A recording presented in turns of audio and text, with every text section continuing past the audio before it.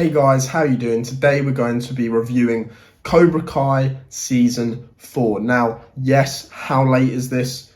I don't need reminding. This is incredibly late. But I'm sorry. I've had a lot on and now it's time to get back to the content. So, Cobra Kai Season 4, my most anticipated show of last year. And yeah, it's already nearly been a month. It has been a month, hasn't it? No, it hasn't. It's nearly been a month since the release of Cobra Kai Season 4. And oh my god, guys, I have to say, it's my favourite season so far. This show lives up every time to what the previous season ends off with. Right, so I don't know where we're going to start, but let's just get into all the reasons. Let's get into the story first. So I thought the story for this season, going into it, was going to be extremely strong because bringing back Terry Silva adds its own element, and we'll get into the character stuff later. But as the story in general goes, I feel like this season has been a bit more streamlined as a narrative than previous seasons, other than Season 1. I think structure-wise, Season 1 probably has the best filmmaking structure to it. And that is obviously, well, in my opinion, because it was very basic. I feel like discredits it because it was very hard to get us all back in love with a franchise that was great, like massively loved at the time, but we hadn't got any content from it for so long. And it's not like it's Star Wars. It's big, but the Karate Kid was never, it wasn't a franchise remembered. It was that one film, the sequels. The people that love the Karate Kid films probably enjoyed them, but they're not remembered at all, really. So yeah, I thought Season 1 had the best narrative structure to it. It was very streamlined. We got introduced to Miguel and Robby. We clearly got to see their yin and yang aspects of them. Miguel and Robby both have dad problems. Johnny, who is Robby's dad, chooses Miguel over him because of the connection, and it's a bit more of an easy way, not way out, but he just sort of clicked with Miguel, whereas Robby already had something against him. Then you flip that, and now Robby's training with Daniel, who is Johnny's rival, so there's the conflict there, the conflict between the two senseis who at this point have only just met up again and had not come to realise that they're both very similar and both good people at heart. They haven't realised that yet in Season 1. So you had all this story building in Season 1 for the next two seasons, 3 now, for the next 3 seasons to build on and have fun with it, have a bit more of a complex, sort of stories that aren't just, not redoing the first film, but leading to that All Valley situation. So yeah, Season 2 was a bit more blurred line in talks of storylines, and same for Season 3. They both obviously were great seasons, loved them both, but the way Season 3 ends off beautifully, by the way, you knew going into Season 4 that you could feel the build of tension, the build of characters, the build of narrative for Season 4 to be like, this is it. This is what we've been building to. And that's not even in the sense of a finale sort of aspect, because we've still got at least 2 more seasons. They've already shot and completed Season 5.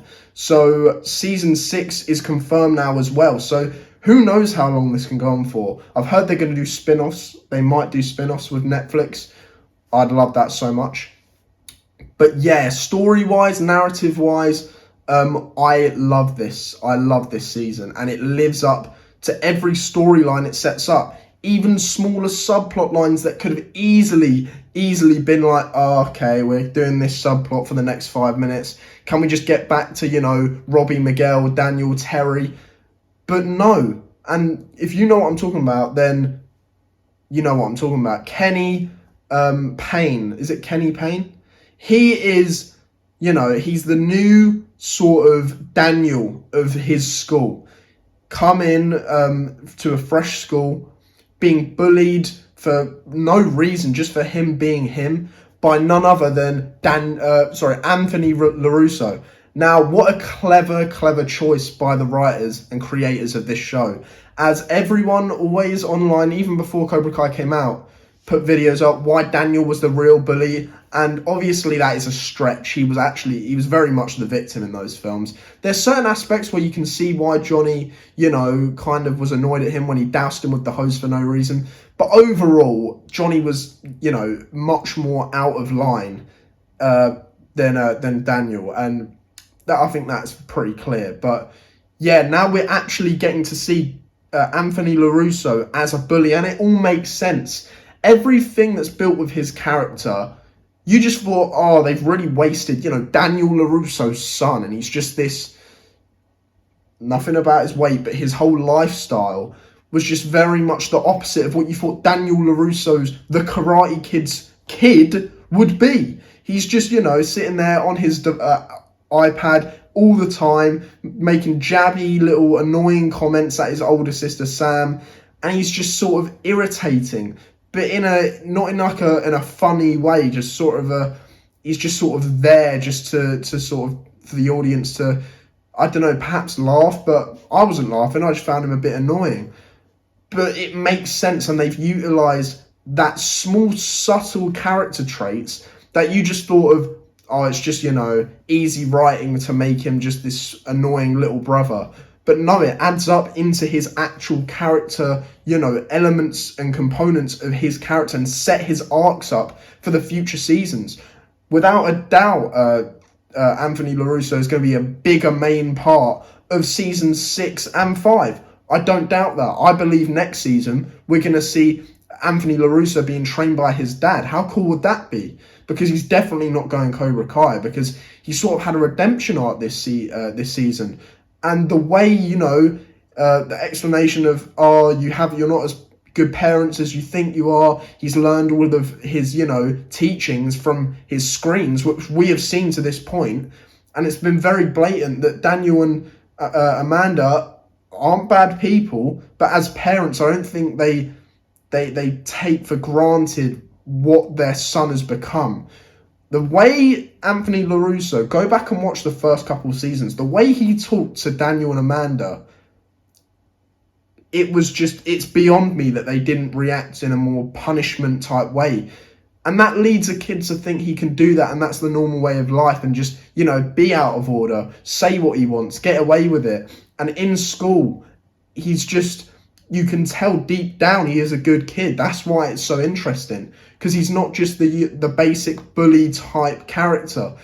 You can see in his eyes when they're going, say, text Kenny that we're going to meet here tomorrow, and he's there like, why, what's happening? Because he's not a bad person at heart, but he knows that if he doesn't do what his friends are saying, his friends, so-called, if he doesn't do what they're doing, then he's looking at Kenny, like Robby does, as a mirror. It's just a reflection of what he would be if he wasn't with this cool crowd. Because at heart, he is a bit of a nerd. He always goes on games, and he doesn't want to accept that.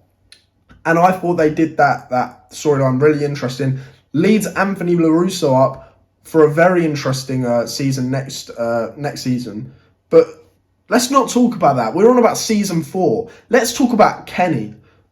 He stole the show. Not my favourite character by far this season, but his subplot stole the show. When he came on screen, I expected after that season 4, episode 2, when you start with him on Dungeon Dragons or whatever it's called.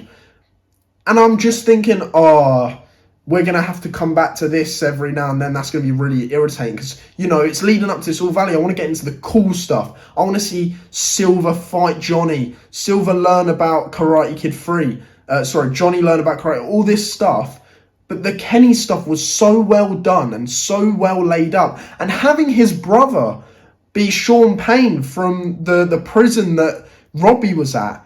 This show is just so well and intricately interwoven with the character arcs and where each characters are, and it makes the viewing experience so much more entertaining and fun and exciting because you don't know who's linked with who. You don't know what's going to happen next. And that's what's so engaging with this show.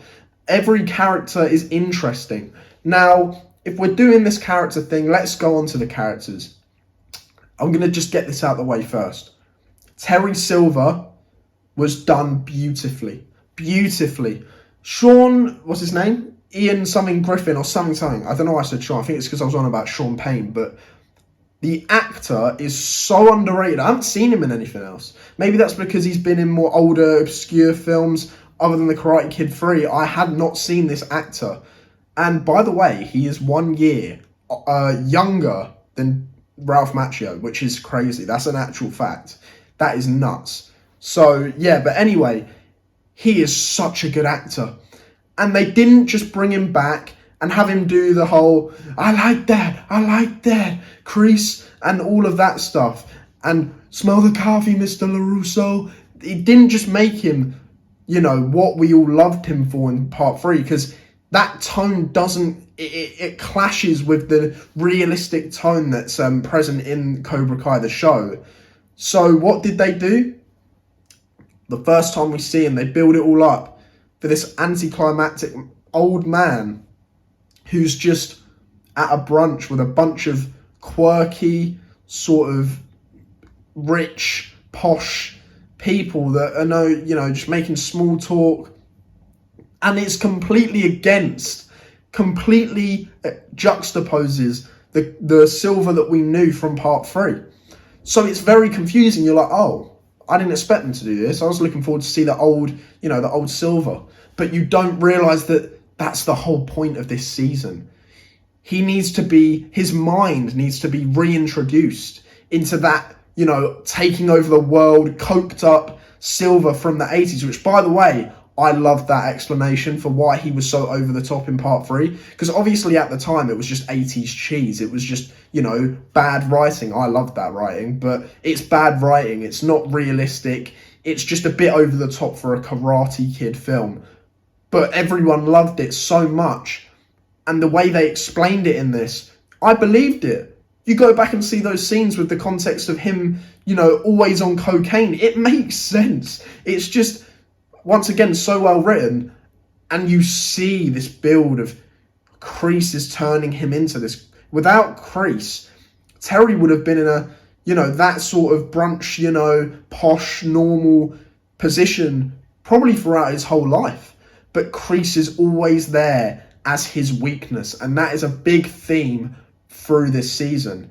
Miguel's weakness is his father, his, relationship with Johnny. It's a shaky road and he has so much going on. With Kris, you see his weakness is Johnny Lawrence, which we all knew, but they really cemented that in this season. And as Terry Silva says in that final episode, his weakness is John Kris. And I thought that was brilliantly done, especially with the flashbacks we got in season 3, showing, why he's his weakness, the events of Vietnam, why John Kris is regarded as, the leader. Because if you go back and watch Karate Kid Part 3 now, the first time I saw it, I kind of had this thought of Terry Silva is above Kris. But that's within the context of the film. That's because Kris just had a massive defeat. He's trying to get his rhythm back. He sends Kris off, to, a spa or something like that. And actually, Kris is, in control. Terry is doing him a solid for the events of Vietnam. So you go back and watch that now, and it's a totally different, sort of position for those characters. Kris has always been on the top. He's the top snake, and he is in control. And Terry realizes this, and he deals with Kris. And that whole build of the mixed messaging of Kris. We want to do it this way. Don't forget your place. I am your master. I saved you in Nam. You owe me. All this no mercy stuff as well. No mercy this, no mercy that. But when it came to Johnny Lawrence, when Silva thought, I'll make up for it. I'll do what you're saying. I'll give you no mercy. I'm going to take out your previous student and throw Miguel off his game. So we're going to win the tournament and we can finish our plans from the 80s. And Silva has this all built up and he's so happy and proud of what he's done for Kris. And then you realise that that look that Kris gives Johnny on the floor, defenseless and weak. He feels bad for him. Kris has sympathy for Johnny. And as soon as Silva realises this, there's a change in him. Something's off. And he realises that his weakness is Johnny Lawrence. And through that, he sees the manipulativeness of Kris, how he's dragged him back in, and that he needs to get rid of him because that is his weakness. And that whole storyline, I can talk about for ages, but that was so well done. Now let's get on to the student. Actually, no, we'll finish the senseis. Daniel this season and Johnny were good. I've preferred them in other seasons. I still love them in this season, don't get me wrong. But I just feel the build of the season 3 finale was so slow paced to that point, intentionally and beautifully. I like that it was slow paced to that point because they're both very ego driven, both very male pride, testosterone. They're set in their own ways, and then they're obviously rivals since teens. So the final build to them working together, it was like, we've made it. This is it. We've built 3 seasons to this. They're finally on the same page. And within about 3 episodes of season 4, you realise that it's a soul dream that's, it's not a reality and it's not going to last. And I don't know, it's fine, it worked, and the reasons were there, I guess. It was a bit forced, but, Daniel putting Miguel's, the headband on, and Johnny, that's how that episode ends. And if you don't know, Cobra Kai structured so the end of an episode is this massive thing, and then it cuts to black, and it's like, oh no, what are the repercussions of that? But with Miguel, you literally went out with Samantha, his daughter, and did the same thing. You really connected with her.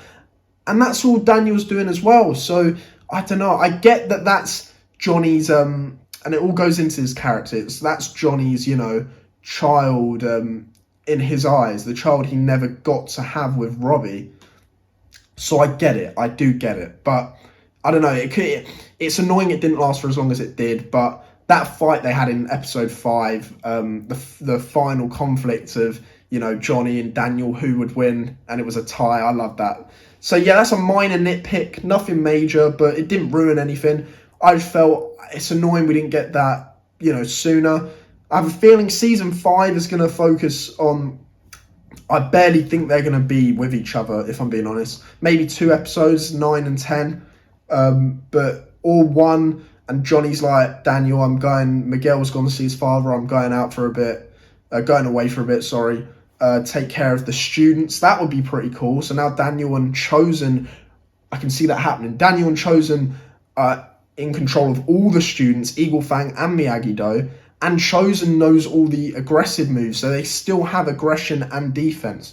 I think I've just called something. I think that's going to happen in season 5. So yeah, but yeah, that could happen. But yeah, I thought those characters were good. Kris, I loved him in this season. Absolutely loved him. Season 3 and 4 is the best Kris has ever been. They've shown that, when you think 80s villain, this guy has no redeeming quality. He's the pure villain. He's not. He's not. Everyone has their backstory. And Kris's backstory it was done well in season 3, set it up well, and we see that he is, I don't know about good at heart, but he has emotion there. There's something there that pulls Kris to the light slightly. He'll never not be Cobra Kai. As he says at the end, he is Cobra Kai.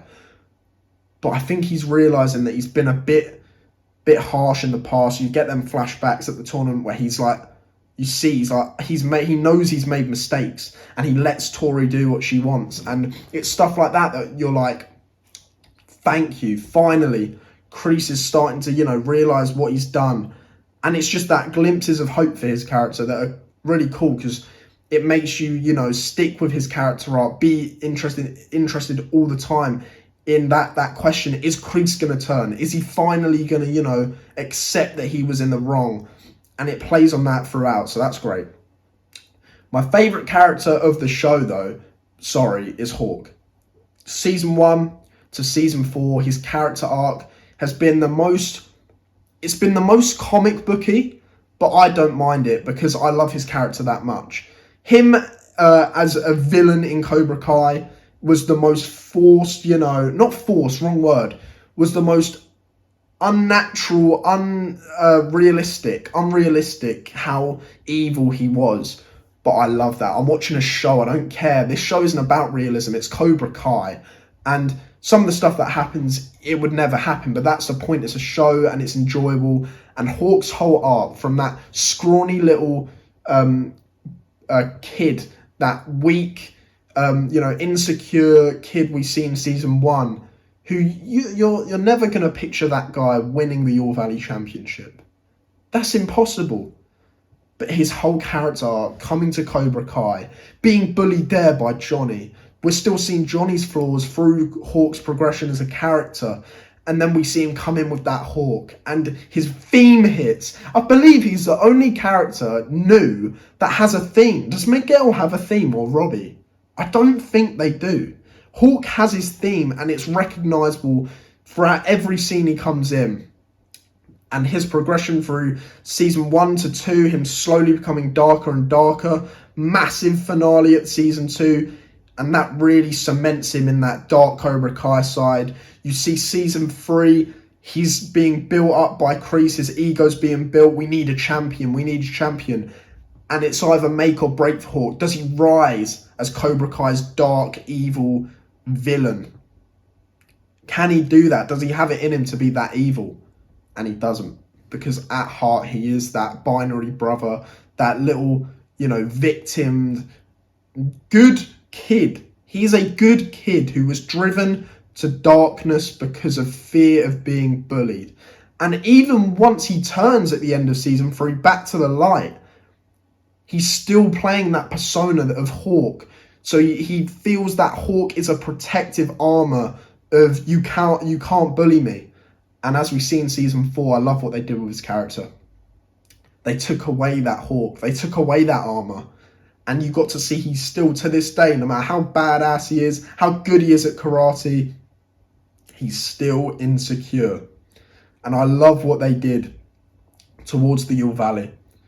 When you get Moon coming back and giving him that cementation of, you are Eli, you are Hawk, it doesn't matter. Hawk is literally a persona. You are Eli. I liked you for your aura, your vibe, your talent, your demeanor. It didn't come from the Hawk. It came from your building of confidence, your building of skill of karate, and it just came from within you, not the display of your hair, or it doesn't come from any of that. The tattoos, none of it. And you see him light up and you see his character come full circle. And now he can take the teachings he learned when he was on the dark side. He can take the, connection, the friendship, the loyalty that he had before he even started karate. And, the building of friendships that he built with Miguel, and he can take all of that, and his new learnings at Miyagi-Do. He can take all of it, and that is why he won. Robby was still unbalanced, and I love Robby this season. So yeah, Hawk wins the male All Valley Championship match, rightfully so. He was amazing. So yeah, Hawk, favourite character. Robby was great this season. Robby had a really interesting character arc all the way through. Cobra Kai, I don't need to go over Robby that much, but we see when he finally gets to hug with his dad, Johnny, in the dojo at the end, we get the full explanation there. He had all this hatred for Miguel and Johnny. That was clear the whole time. That's always been his motivation. And he thought he could channel it through Cobra Kai. And he couldn't. Because Cobra Kai isn't like that. You're either all in or you're not worth the time. And he tried going all in. And as soon as he could have won that fight with Hawk, but he got that glimpse of himself within Kenny. And it threw him off because he sees the man that Kenny's become. And he knows deep down that that's not right. That's a bad, he's turned Kenny, this good boy, into this villain. and it reflects himself. And they did it so well. And Robby has really grown on me. Really grown on me. Loved Miguel over Robby season 1 and 2. Season 3, we didn't get as much of Miguel, and we didn't get as much as Robby. It was really Sam and Tori's season in season 3. But yeah, this season, Robby was great. Now, let's talk about Tori, the most surprising character of this season, because she's a bit of a nut job in the previous seasons. Season 2 and 3, I wouldn't say I didn't like her, but she was so much. She was so much anger and hatred. You're like, you're going so far. You're trying to kill Sam in this school. Why? What is this all? And then this season really builds on her motivations and why she's so damaged at her core. And it really makes you root for her. And I really wanted her to win that final, the girls' tournament against Sam. Not just because I'm not the biggest fan of Sam as a character. I'm sorry, I'm not. But yeah, I really like Tori this season. I think she'll go to Miyagi-Do, or at least confide in Samantha within season 5, because they set that up. She's been redeemed in my eyes. It all depends on whether she accepts that trophy knowing that Silva cheated, or if she hands it over to Samantha or whatever. But I can see her turning to the light. Now let's get into the only character this season that I didn't really like. Samantha. Her best was season 1, maybe season 2. Season 1 and 2, she was great. Season 3 and 4, I've just despised her. Despise is a harsh word, but I get her character arc in season 3. She had PTSD from Tori, rightly so. But when it matters, you've got to step up to the plate. And I guess she did in the finale of season 3, but she watched Dimitri get his arm broken. And I get his PTSD, I get it. But I don't know. And then this season, you just see her turn into this bully type character, at school, just confronting Tori. That's not the lesson that Aisha told you when you went to visit her. She said, I knew this was going to be my next bully. And you know what I did? I went up and had a conversation with her. She didn't mean go up to Tori and have a conversation of, I'm going to whoop your ass if you're not nice to me. It's so fundamentally wrong with the way she's been brought up. And I don't know, I just really hope Sam comes around to the calm individual that she was in season 1. But Miguel, I really think what they did with him here was very unique. Very unique take, didn't see it coming. And he didn't want to fight in that final, because they built up this constant bashing of heads between him and Johnny just because he's learning something from Miyagi-Do. Johnny's getting jealous, and Miguel just wants somewhere to belong, and you could tell Johnny towards the end of this season really wasn't focusing on Johnny. Johnny wasn't focusing on Miguel. It was all about beating Cobra Kai, and Miguel saw that lack of love that he needed, and that heartbreaking scene when Johnny said, I love you too, Robby. It was cemented then and there. You knew Miguel's head was like, okay, Johnny isn't the dad that I thought I needed. I need to go see my real dad. And I think his story is going to be so interesting in season 5. But yeah, that's character-wise. The tournament was great. The choreography, best fight of Cobra Kai so far was Robby versus Hawk, just amazing. That whole fight was amazing. Sam and Tori was good. I think Sam, the actress's choreography has become a lot better over the seasons, because bits in season 2 where I was like, you don't really look like you know karate. But now in that tournament, they were both great. But yeah, that Hawk and when Hawk and Robby couldn't land that point, blocking everything, I thought that was done so well. That was the best fight of the season. So yeah, I'm going to give Cobra Kai season 4 a 9 out of 10. 9 out of 10. Few nitpicks with Johnny and Daniel that I thought we built up to them uniting, and it just ended a bit too quickly for me. I wanted it to end around, it really ended around 5, but you knew where it was leading so much earlier than that it was sort of like you couldn't appreciate them together, because you knew it wasn't going to last for at least the next episode. So yeah, that was a shame. But yeah, other than that, everything was amazing. The score was great. Prefer the score in season 3, but the score was fantastic. So yeah, everything about this show I love to the core, and this season gets everything right, even more than every other season we've got for me. So thank you guys for watching. Let me know your thoughts in the comments below. I know it's been a long one, but yeah, thank you guys, and I'll see you in the next video. Bye guys.